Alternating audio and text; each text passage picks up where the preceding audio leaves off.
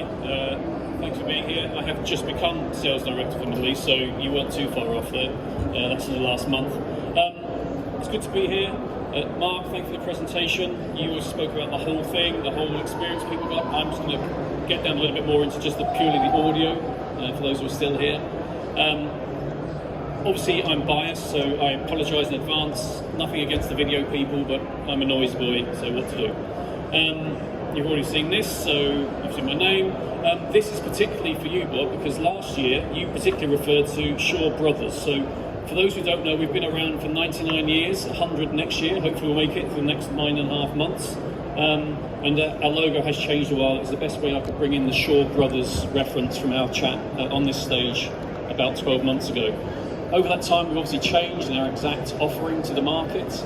Many people know us purely for the microphones, the Elvis microphone, or on stage. A lot of people know us from our phono cartridges, from the old record players, and now we're far more in this sort of installation world where we, thanks to people like Mark and his company, they sort of build these wonderful spaces, and we provide just a small part of that so people get the most out of their meetings and collaboration. Throughout that time, as we've changed our offerings to the market, we've tried to stick to this saying from our founder, Sydney Shaw: if you keep pushing yourself, you know you'll never be quite perfect, but as soon as you're perfect, it's boring. So we need to keep pushing ourselves, and the competition's there as well for that. So we try to live to that mantra. I've been asked to speak about these topics here. I'm hopefully going to touch upon them roughly, I guess. A lot of what Mark showed us just now obviously is looking more to the future. I guess I'm going to be a bit more in the here and now, because we're still quite honestly catching up with what we want from our meeting spaces. And so if we look at that latest trends in the audio technology, I think the first thing to do is, where is that space, where is that technology being used? And one thing we are finding now, still 2 years after COVID, is companies still aren't quite sure. The meeting place, the workspace, is not the office of 5 years ago. It seems to now be far more an event space, a collaborative centre. A lot of these bigger companies are setting up their own podcasting studios because they want to get their message out to the world. It's certainly no longer the hamster farms that we might have had a little while ago, thank God, because they were horrible. But companies are trying to find out how to use that expensive real estate they've got. And again, people like Mark and others like them around the world are trying to help companies do that. How do they get the most efficient bang for their buck from some of these buildings they've got 25-year leases on and so forth. So whatever we do has to fit into that. What we did do with Shaw is we talked to many different companies around the world to try and figure out what are the trends, what's coming up, and I'd like to share one of these reports we did last year. This company called IDC out of London, they're a research firm. And obviously we were interested because they said they wanted to concentrate on the audio. They knew what to ask us when they came to us looking for our checkbook to be opened. But the idea of this info brief was to sort of see how does the audio element help companies be more efficient, get the most out of their people, keep people on board, and not be having that churn of staff. This goes to what I was saying. Many companies around the world, I'd say more than not, want people to come back to the office most of the time. A smaller number, maybe around a third, are sort of saying, yeah, we can be 100% hybrid, that's fine, we don't mind about it. And that works for them, and that's fantastic. But most companies want to have at least some sort of familiarity in the office and so on. But at the same time, they all recognise you have to have that ability to mix and match. You have to have people in the office, you have to have people hybrid. How do we get them working together? How do we give that flexibility and allow people to stay on board? And audio, we think, does play a part in that. There's way too much text on these slides, so sorry about that. I just was lazy and copied the whole report. What we were talking about just now, only 10% of companies seem to have a strong global standard they follow religiously in terms of the technology they're using around the world. Sometimes there can be differences of supply in different situations and geographies, that makes sense. The vast majority of companies don't have a set guideline for exactly what they want to have the same wherever they may be in the world.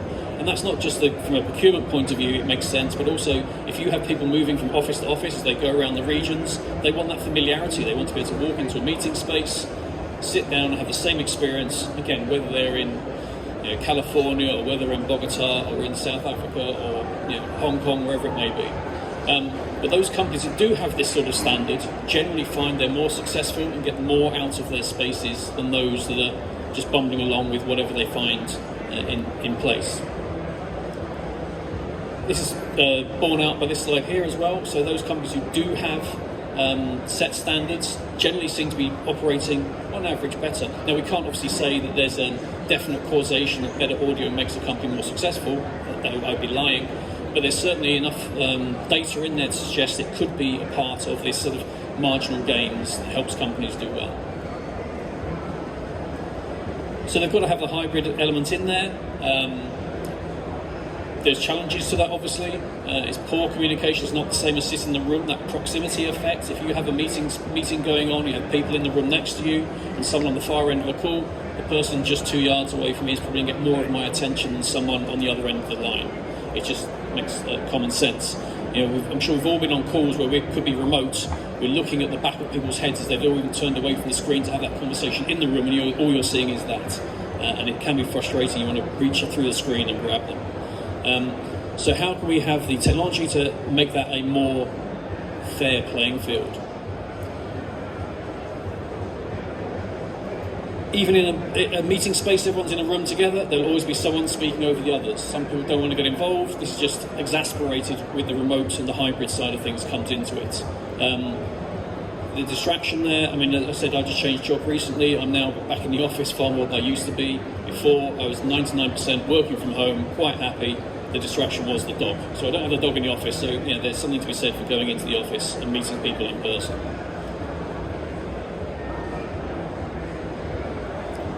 When we're looking at any system, and obviously I'm looking at the audio side, but it equally applies to your video, the file sharing, everything. Generally what we're seeing is that people are most concerned about the price when they're in that decision-making process.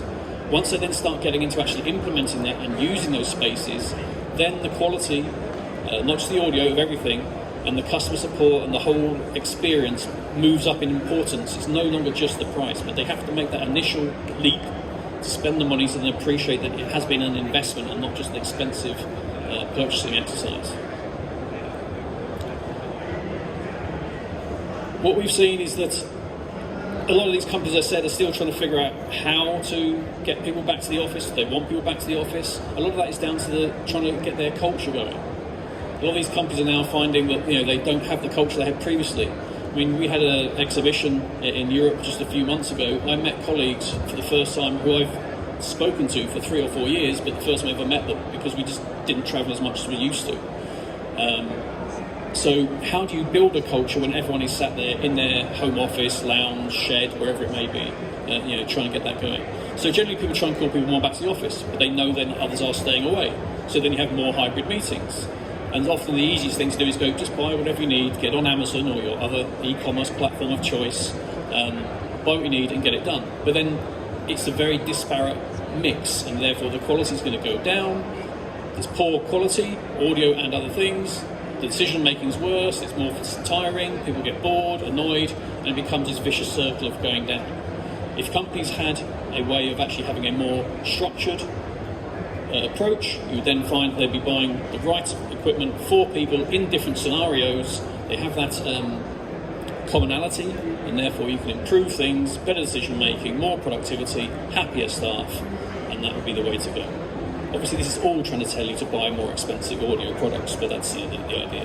But there is science behind it, not just me trying to flog stuff up here. The main point of this is obviously you want to look good as a company and you want to keep your staff. The most expensive thing for a company is having this constant churn of bodies, and it's just not an efficient way. So the audio technology we should be looking at to try and hope these things make them work, probably not a couple of tin cans. Again, going back to the spaces, now we look at three separate environments we're seeing very regularly. Your general boardroom or meeting space. How do we make this as efficient as possible with the audio? What should we be using in there? One very common scenario is a bar. Now that could be just, as in this case here, just purely a microphone. The speakers are elsewhere. It could be the all-in-one bars underneath the screen. The camera's in there, as Mark referred to earlier in his presentation. People are generally looking in one direction. They're getting seen. They're getting heard. Great. The only issue with that is generally, a lot of these rooms, we're looking at the screen, we've got a table, we're all sitting around it. The person who is furthest away from the bar is generally the most important person in the room, the person who sits at the head of the table. So they're getting the worst microphone pickup, they're getting the worst audio reinforcement from the speakers, and they're probably not happy about it. So the bar is great for those smaller spaces.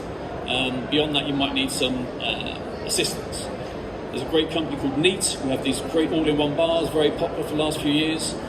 Shaw, just a few months ago, and Neat had a joint announcement, we're now partnering. So by tying up our microphones that could be on the ceiling, this allows them to start targeting those larger spaces. They still have their camera elements at the front, everyone's used to it, it's the commonality from the smaller spaces, but we can now help them move into those bigger spots as well.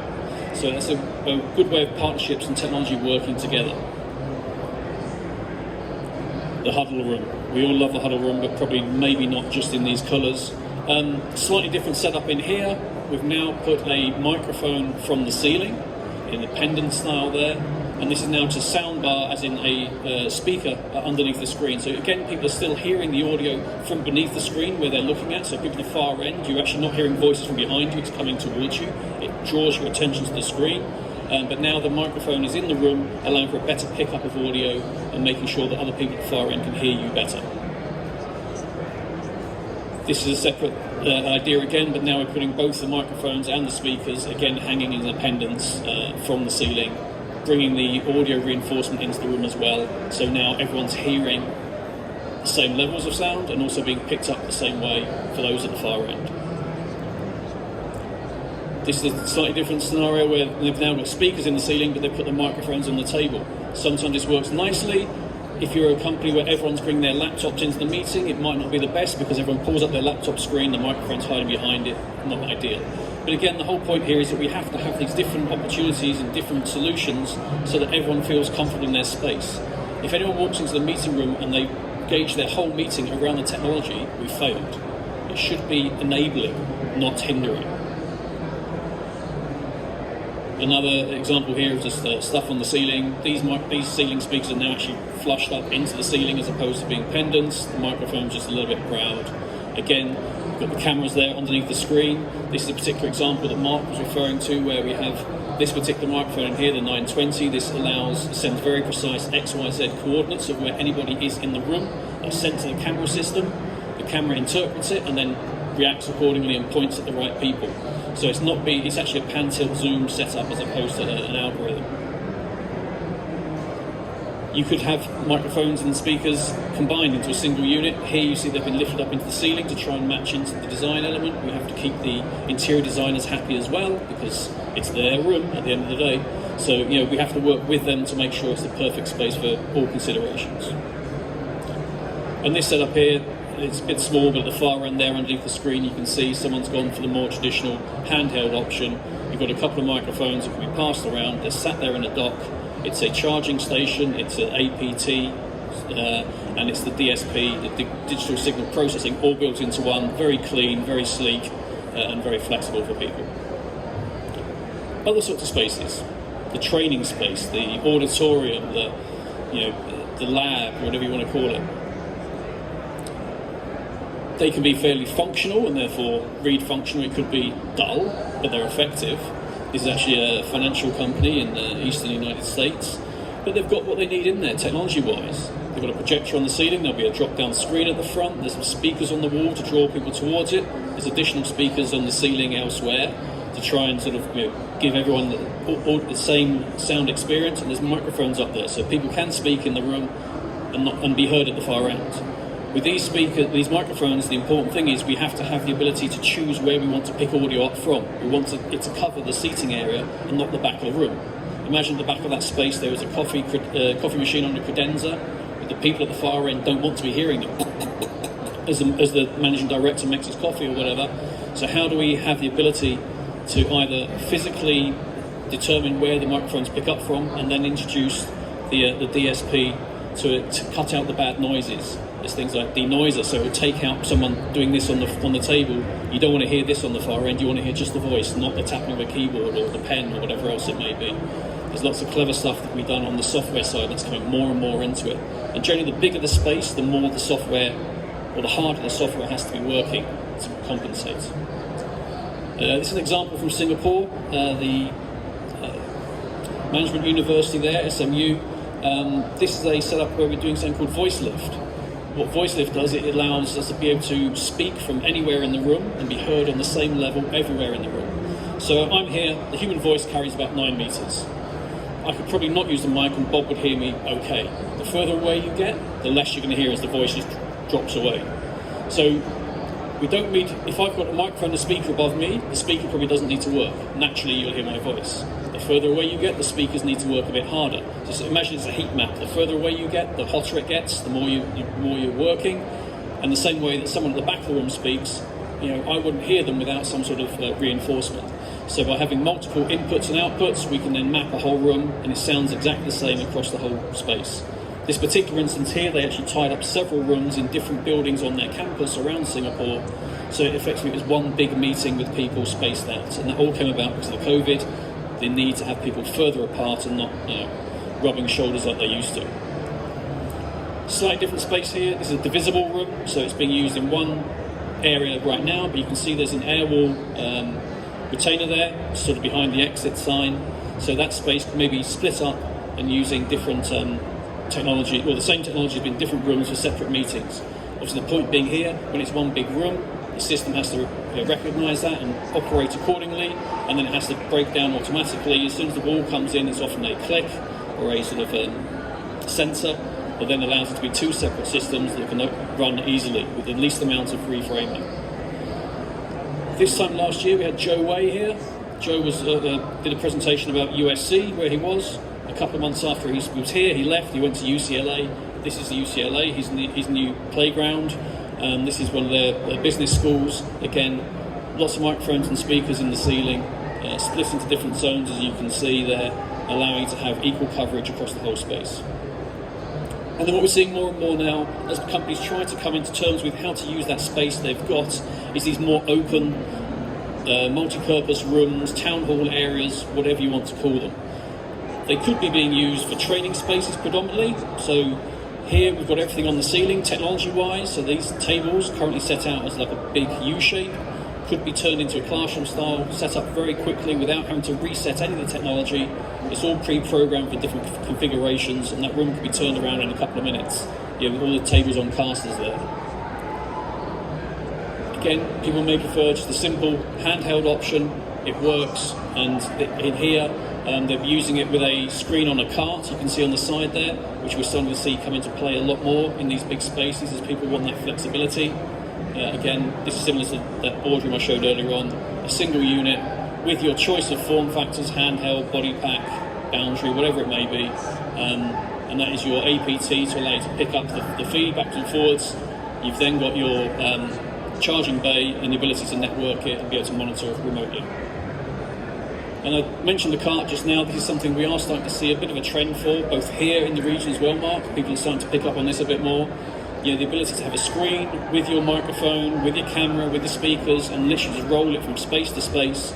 And now you might have a bigger area where you can suddenly start having multiple meetings in the same sort of space and not having to be sort of putting down curtains or dividing walls or what have you. This particular room here is actually in Italy.